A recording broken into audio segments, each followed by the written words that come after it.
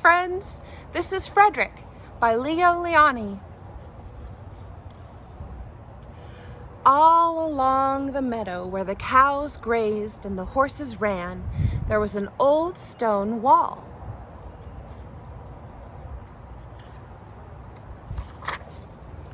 In that wall, not far from the barn and the granary, a chatty family of field mice had their home.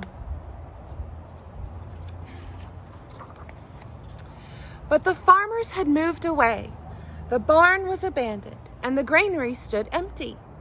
And since winter was not far off, the little mice began to gather corn and nuts and wheat and straw.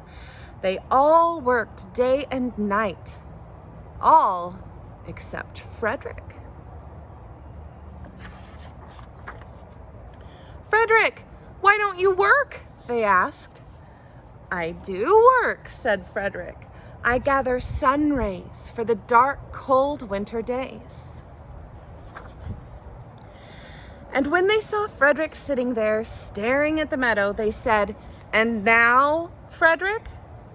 "I gather colors," answered Frederick simply, "for winter is gray." And once Frederick seemed half asleep. "Are you dreaming, Frederick?" they asked reproachfully. But Frederick said, "Oh no, I am gathering words, for the winter days are long and many, and we'll run out of things to say." The winter days came, and when the first snow fell, the 5 little field mice took to their hideout in the stones.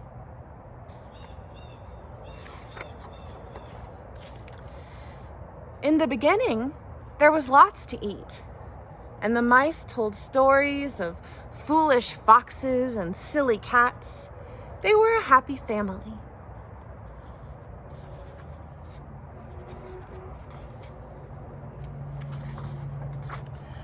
But little by little, they had nibbled up most of the nuts and berries.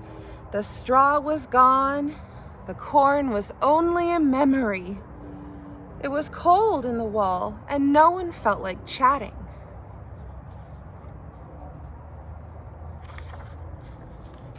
Then they remembered what Frederick had said about sun rays and colors and words. "What about your supplies, Frederick?"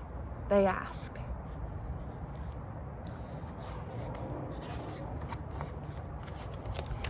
"Close your eyes," said Frederick, as he climbed on a big stone. "Now I send you the rays of the sun. Do you feel their golden glow?" And as Frederick spoke of the sun, the 4 little mice began to feel warmer. Was it Frederick's voice? Was it magic?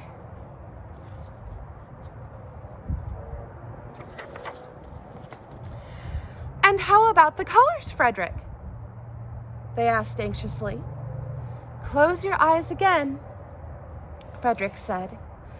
And when he told them of the blue periwinkles, the red poppies and the yellow wheat, and the green leaves of the berry bush, they saw the colors as clearly as if they had been painted in their minds. "And the words, Frederick?" Frederick cleared his throat, waited a moment, and then, as if from a stage, he said, "Who scatters the snowflakes? Who melts the ice? Who spoils the weather? Who makes it nice? Who grows the 4-leaved clovers in June? Who dims the daylight? Who lights the moon? 4 little field mice who live in the sky, 4 little field mice like you and I. One is the spring mouse who turns on the showers. Then comes the summer who paints in the flowers. Then the fall mouse is next with walnuts and wheat, and winter is last with cold little feet.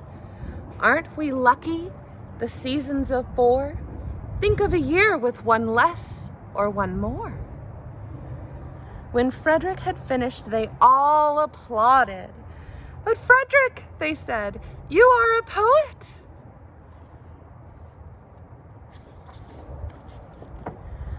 Frederick blushed, took a bow, and said shyly, "I know it." The end.